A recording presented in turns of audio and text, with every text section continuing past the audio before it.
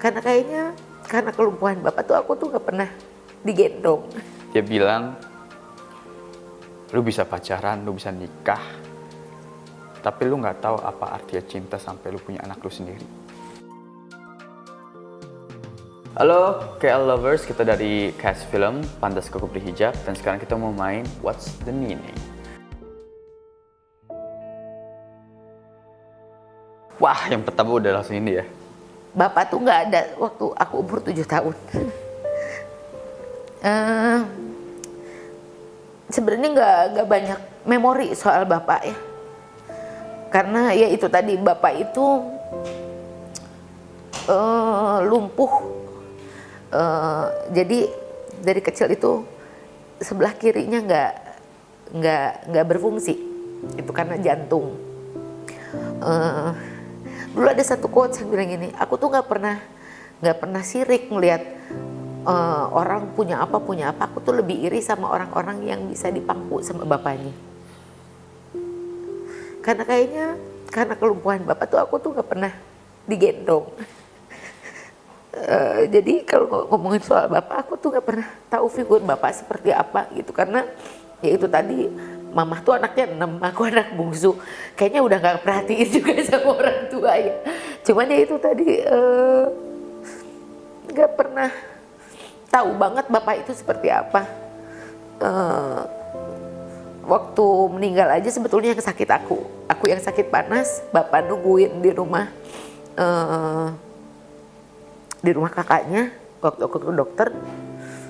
Tapi pas pulang ternyata dia serangan jantung berikutnya, dan pada saat itu ketika dibilang ayo ke rumah sakit gitu, bapak cuma ngomong gini, nggak usah, sekarang kok waktunya, dia bilang gitu. Dan waktu selesai dari dokter, bapak bilang si Ike tidurin di sini aja, katanya gitu, kayak udah tahu bahwa dia mau meninggal. Tapi waktu itu dibilang jangan udah dipindahin aja.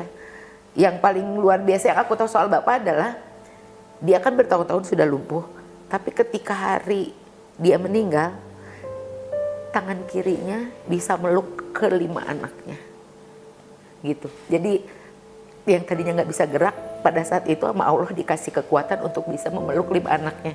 Dan aku nggak ada di situ karena aku lagi sakit gitu ya. Jadi kalau ditanya bapak seperti apa, aku nggak pernah tahu bapak itu seperti apa. Cuma dari cerita aja. Sosok papa, aku sih alhamdulillah banget punya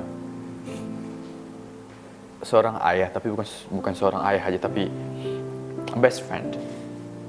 Yang dimana aku tahu sangat beruntung karena gak semua orang punya itu. Seorang bapak itu kan biasanya kalau penyayang yang mau kita diumpetin dari kejahatan dunia tuh kan biasanya ibu ya. Tapi seorang ayah tuh kayak the person yang biasanya ada di sana untuk wake up to reality.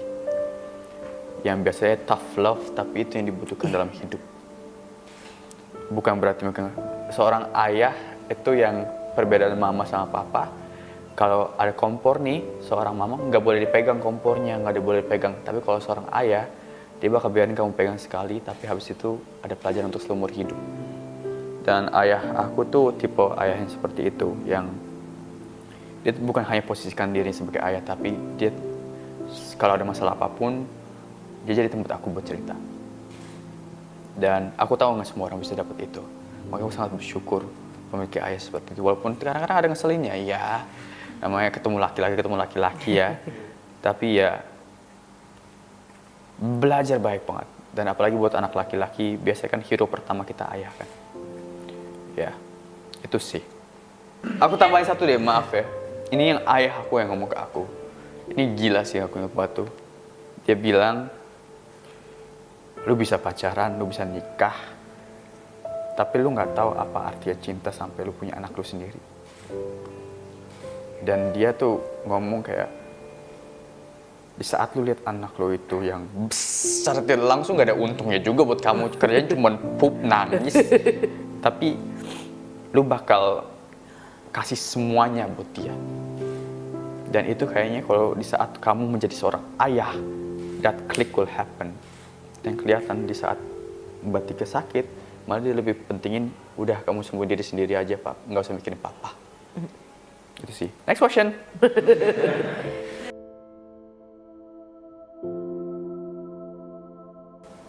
Mama jadi single fighter dari usia 40 ya waktu itu.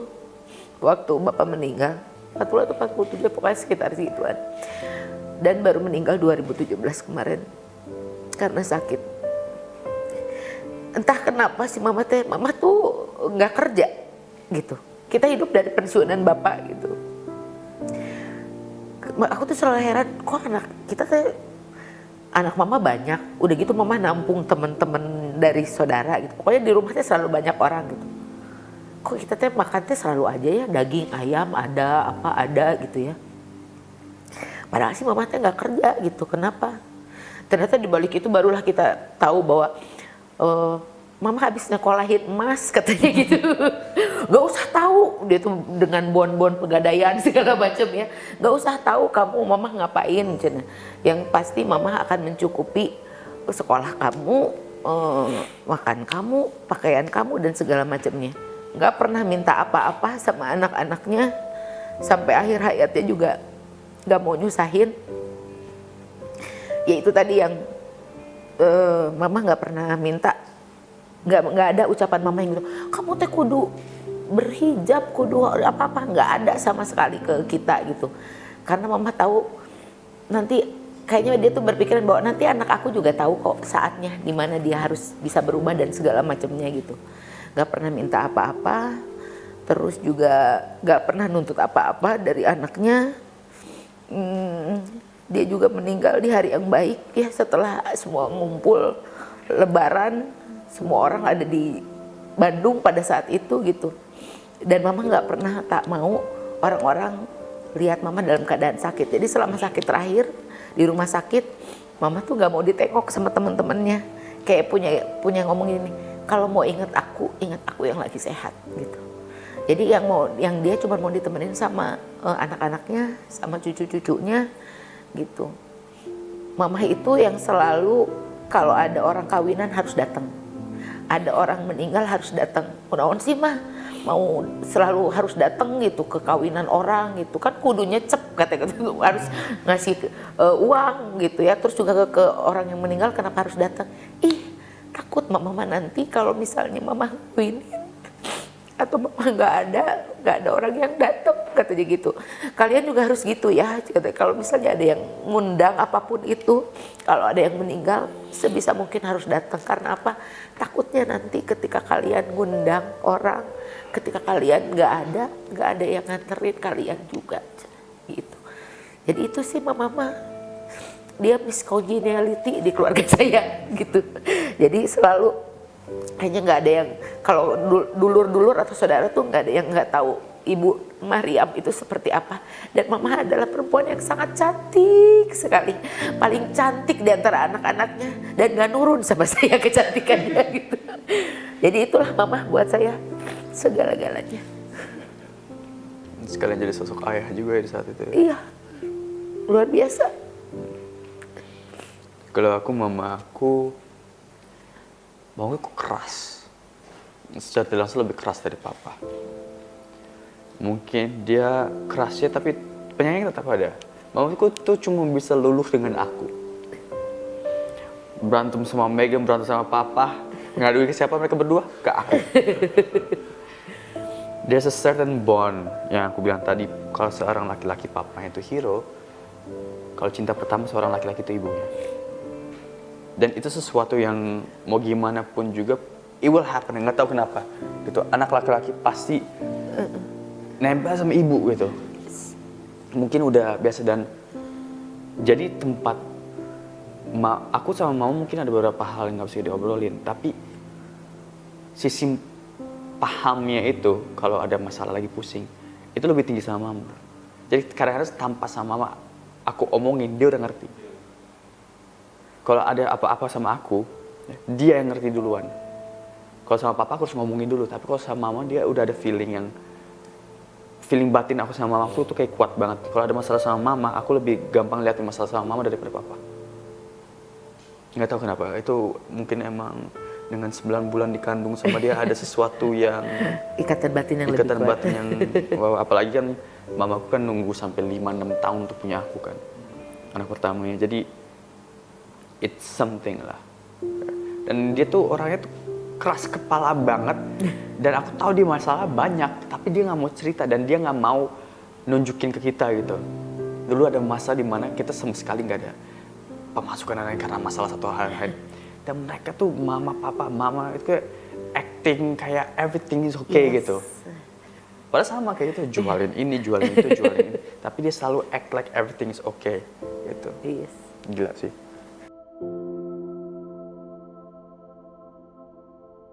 Itu kayak never ending proses nggak sih? Iya.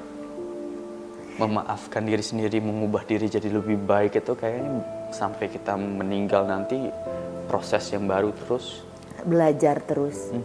Karena masalah ya, Betul. masalah yang kita buat, kesalahan yang kita buat tuh selalu ada gitu dalam setiap chapters of our Iya. life gitu. Karena sebetulnya kan sulit sekali memaafkan diri sendiri karena kita nggak mungkin bisa memaafkan orang lain sebelum kita bisa memaafkan diri sendiri gitu. Dan itu benar, akan sampai akhir kita tuh harus belajar sampai titik kita akhirnya udah nggak ada di sini, mungkin itu baru terakhir kita belajar untuk bisa memaafkan diri dan segala macamnya. Tergantung situasi sih, tergantung masalahnya apa, tergantung apa yang aku lakukan. Biasanya pada akhir itu adalah acceptance dulu di awalnya. Tidak membantah perasaan itu, tidak mencari kebenaran.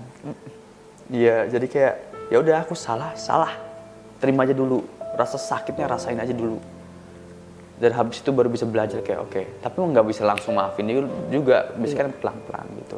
Bahkan untuk penerimaan aja kadang-kadang kita nerima Bisa gampang tapi gitu. selalu ada term and condition gitu kan. Iya betul. Iya aku salah, tapi kan pasti selalu ada gitu, ada pembelaan sedikit aja gitu dari kita. Jadi itulah yang mungkin yang sulit. Mungkin yang lebih daripada memaafkan mungkin berterima kasih sama diri sih yang suka yang oh udah kuat, udah ini dan segala macamnya, itu lebih gampang daripada memaafkan sih kalau kata aku mah gitu.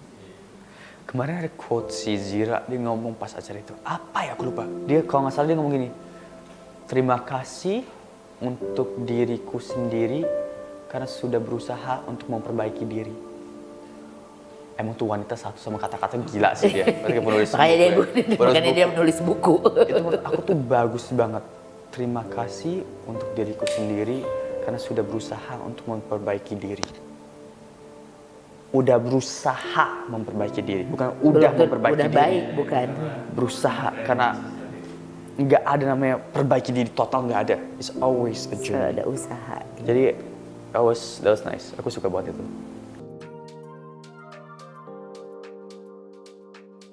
Menurut aku buat Sofi itu ada sesuatu yang luar biasa ya, karena nggak semua orang sekali lagi bisa punya perasaan kayak Sofi ketika dia malu karena dia menggunakan hijab adalah untuk menutupi aib.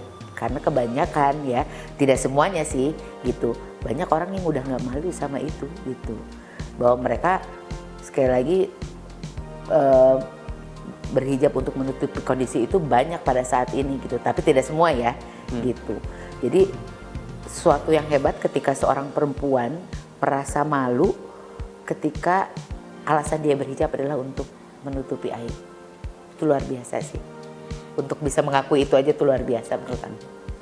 Iya sih. Nah, aku kan seorang laki-laki ya. Yang dimana for me, menurut aku nggak ada haknya buat ngomong harus pakai hijab. Yes, Quran tulis wajib, tapi aku tahu itu bukan sesuatu yang gampang. Aku tahu itu sesuatu yang kalau kamu pakai, insya Allah nggak lepas lagi.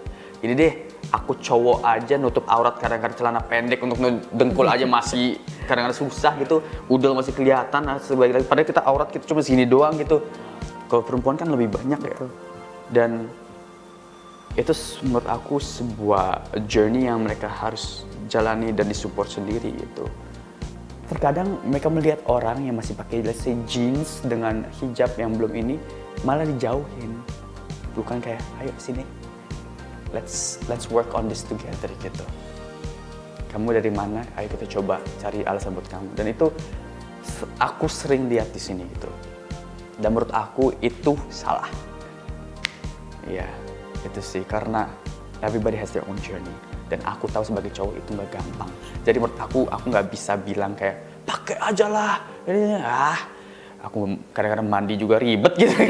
Kayak untuk melakukan sesuatu everyday, kamu jadi banyak yang kamu korbankan juga pasti gitu. Tapi it's a great choice and massive respect buat wanita-wanita yang akhirnya membeli itu. Dan juga mungkin yang enggak juga ya lagi proses juga, massive respect.